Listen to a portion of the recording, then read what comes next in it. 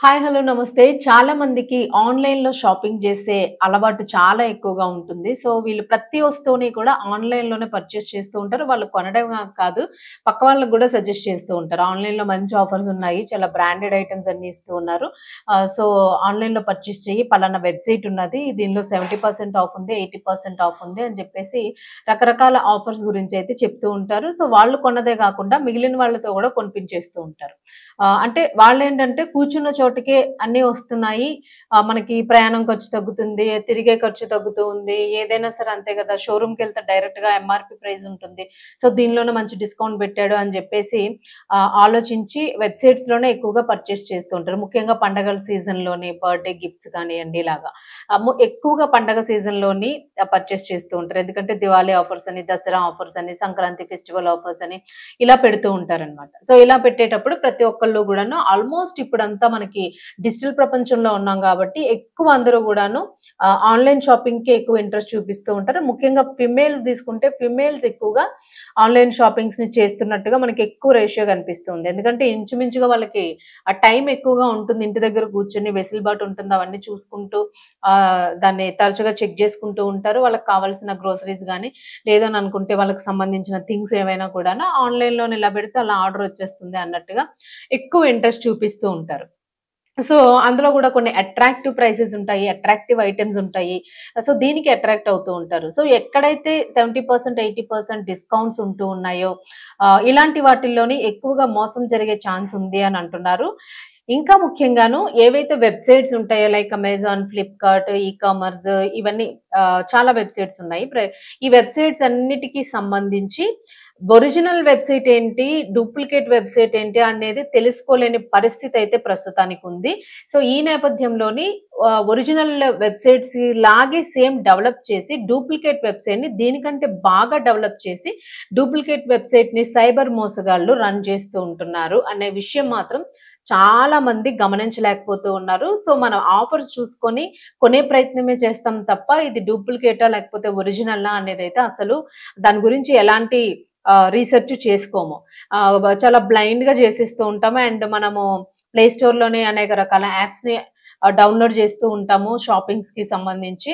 So, ఇలాంటప్పుడు గూడా అందులో గూడా డూప్లికేట్ అయిన యాప్స్ మాత్రమే చాలా ఎక్కువగా ఇప్పుడు ఉంటూ ఉన్నాయి. దీనివల్ల వేలాది కేసెస్ ఒక్కొక్క రాష్ట్రం నుంచి వేలాది కేసెస్ వస్తూ ఉన్నాయి అని జెప్పేసి హెచ్చరిస్తూ ఉన్నారు. సో, ఇవి ఏం జరుగుతూ ఉందంటే దీనికి సంబంధించి క్యాష్ ఆన్ డెలివరీస్ ఉంటాయి. అలాగే door deliveries normal cash on delivery ఉంటుంది. లేదంటే ఆన్‌లైన్ క్యాష్ పే చేసేసిన తర్వాత డెలివరీ ఉంటుంది.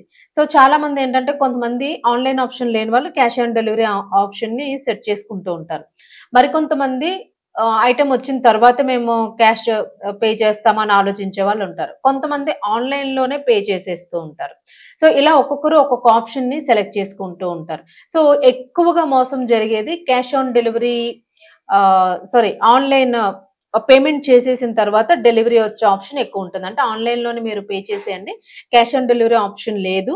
మీరు పే చేసిన తర్వాత మీ ఐటెమ్ మీకొస్తుంది అని జెప్పేసే ఉంటుంది. దానికి కింద మళ్ళా దాని రివ్యూస్ ఉంటాయి. బ్రహ్మాండంగా ఉంది. ఐటెమ్ సూపర్‌గా ఉంది. Item received in just 1 day, 2 days అని చాలా రివ్యూస్ కూడా ఉంటాయి. అవి ఎంత అట్రాక్టివ్‌గా ఉంటాయంటే ఎలాంటి వాళ్ళైనా సరే ఇంక ఇది నిజమే అని ఆహ్, ఆహ్, యాక్సెప్ట్ చేసేస్తారు దాన్ని.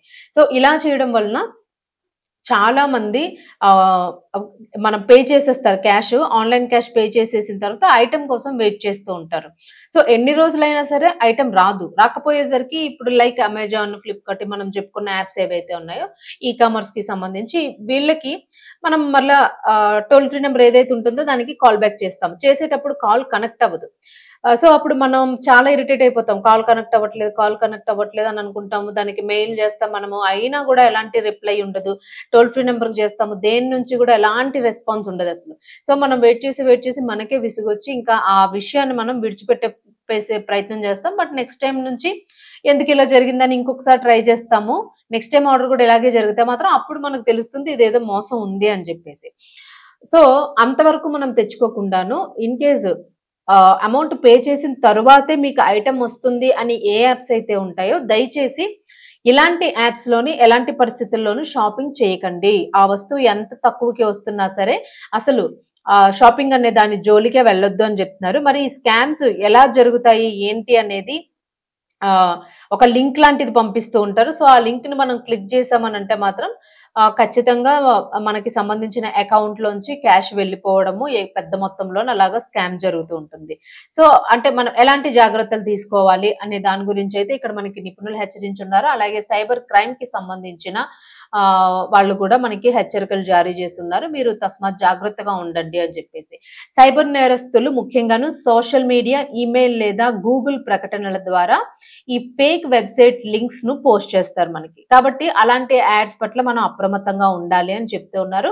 అయితే వెబ్‌సైట్ వచ్చేటప్పుడు మనకి యూఆర్ఎల్ ఉంటుంది. యూఆర్ఎల్‌ని జాగ్రత్తగా చెక్ చేసుకోవాలి. వెబ్‌సైట్ స్పెల్లింగ్ కరెక్ట్‌గా ఉందో లేదో కూడా చెక్ చేసుకోవాలి. అంటే వెబ్‌సైట్ స్పెల్లింగ్ లైక్ గూగుల్ ఉందనుకోండి, జీఓఓజీఎల్ఈ గూగుల్ అని ఉంటుంది. సో, అలా కాకుండా కొంతమంది జియు, జీజీఎల్ఈ లేదనుకుంటే జీఓయూజీఎల్ఈ కలరింగు, దాని డిజైను అన్నీ సేమ్ ట్రేడ్ మార్క్ అంతా ఒక్కలాగే కనిపిస్తుంది. కానీ అందులో ఏదో ఒక డిఫరెన్స్ ఉంటుంది. ఫాంట్ డిఫరెన్స్ ఉంటుంది. అలా ఏదో ఒక తేడా అయితే కనిపిస్తుంది. సో, ఒరిజినల్‌గా మీరు ఇన్నాళ్ళు అలవాటు పడిన ఒక సింబల్ ఏదైతే ఉందో, అలాంటి దానికి అది కరెక్ట్‌గా ఉందా లేదా ఒకసారి మళ్ళా గూగుల్ సెర్చ్‌లోకెళ్ళండి. వెళ్ళి వెబ్‌సైట్‌కి సంబంధించిన ఏదైతే ఉందో దాన్ని ఒరిజినల్ లోగో అని కొట్టడము. అట్లా చేస్తే మనకి దాని లోగోకి సంబంధించిన ఒరిజినల్ వస్తుంది. దాన్ని కంపేర్ చేసుకొని ఓకే. ఇది ఫేక్ అని చెప్పేసి మనము దాన్ని అవాయిడ్ చేయడానికి ఛాన్స్ ఉంటుంది. సో, యూఆర్ఎల్‌ని అలాగే దాని స్పెల్లింగ్‌ని ఖచ్చితంగా చెక్ చేసుకోండి అని చెప్తూ ఉన్నారు. అలాగే వెబ్‌సైట్‌కి సంబంధించి హెచ్‌టిటిపిఎస్ లింక్ పక్కన లాక్ సింబల్ అనేది ఉండాలి. హెచ్‌టిటిపిఎస్ ఈ లింక్ పక్కన లింక్ అనేది వస్తుంది గదా మనకి. సో, ఆ లింక్ పక్కన లాక్ సింబల్ అనేది ఖచ్చితంగా ఉండాలి. ఒకవేళ అలా లాక్ సింబల్ ఉన్నట్లయితే అది ఫేక్ సైట్ అది పర్వాలేదు, ఫేక్ కాదు, సేఫెస్టే అని చెప్పేసి కూడా మనం గుర్తుపెట్టుకోవచ్చు.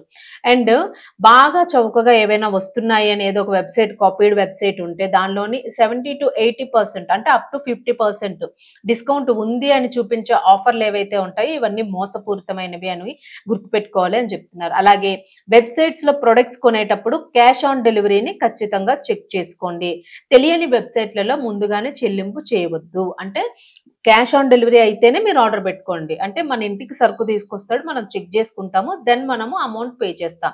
అది మాత్రమే చేయండి. ముందు అమౌంట్ పే చేసేసి మనం తెచ్చుకోవడం అనేది మాత్రం ఎట్టి పరిస్థితుల్లోనే చేయొద్దు అని చెప్తూ ఉన్నారు. అలాగే సైబర్ మోసాలు బారిన పడిన వాళ్ళు ఇప్పటికి డబ్బుని గనక కోల్పోయి ఉండుంటే వెంటనే సైబర్ పోలీసులకి సమాచారం అందించండి అని చెప్తూ ఉన్నారు. లేదు అని అనుకుంటే మాత్రము 1930ను కాల్ చేసి కంప్లెయింట్ ఇవ్వండి అని చెప్తూ ఉన్నారు. ఒకవేళ మీకు సైబర్ క్రైమ్‌కి సంబంధించి ఏదైనా జరిగితే 1930 అనే టోల్ ఫ్రీ నంబర్‌కి కాల్ చేసి మీ అకౌంట్ నుంచి ఇలా హ్యాక్ అయినాయి, ఇట్లా జరిగిందని చెప్పేసి వాళ్ళకి కంప్లెయింట్ చేస్తే సో, వాళ్ళు కంప్లెయింట్ రైజ్ చేసుకొని అకార్డింగ్ దట్ ఏదైనా చేయాలి అని చేసే ఛాన్స్ ఉంటే వాళ్ళ తరహాలో వాళ్ళు దాని గురించి సెర్చ్ చేసి మనకేమైనా బ్యాకప్ ఇచ్చే ఛాన్స్ ఏమైనా ఉంటుంది అని జెప్పేసైతే చెప్తూ ఉన్నారు. బట్ ఖచ్చితంగా మీకిలా జరిగితే మాత్రం ఖచ్చితంగా కంప్లెయింట్ అయితే చేయండి. అంతేకాదు రీసెంట్‌గా గూడా మనకి ఫేస్‌బుక్ హ్యాక్ అవుతూ ఉంది. అలాగే వాట్సాప్ హ్యాక్ అవుతూ ఉంది. మన పక్కనున్న వాళ్ళే మనల్ని మన లింక్ వాట్సాప్‌లోని, ఫేస్‌బుక్‌లోని మనకెవరైతే లింక్ అయ్యి ఉంటారో సో, వీళ్ళకి సంబంధించి మన అకౌంట్ హ్యాక్ అయిపోతుంది. వాళ్ళకి మన గురించి ఏదో ఒకటి ఎమర్జెన్సీలో ఉన్నాము. ఏదో పలానా యాక్సిడెంట్ అయింది. ఎమర్జెన్సీగా మనీ కావాలి. ఫండ్ రైజింగ్ చేస్తున్నాము. ఇలా మా బ్రదర్, మా కజిన్ లేతే నేను, నా భర్త, నా పిల్లలు ఇలా ఏదో ఒక రీజన్ చూపించి అక్కడ కొన్ని ఫేక్ ఫోటోస్ గూడా హాస్పిటలైజ్డ్ అయినట్టు ఫేక్ ఫోటోస్ గూడా పెట్టి ఫండ్ రైజ్ చేస్తున్నాము అని జెప్పేసి గూడా చెప్పిన వెబ్‌సైట్స్ కూడా ఉంటూ ఉన్నాయి. సో, అలాంటివేమైనా ఒకవేళ మెసేజెస్ వస్తే దయచేసి వాటికి సంబంధించి ఎలాంటి పేమెంట్స్ చేయకండి. చేసే ముందు ఖచ్చితంగా వాళ్ళకొకసారి కాల్ చేసి మాట్లాడండి. తప్పేం లేదు.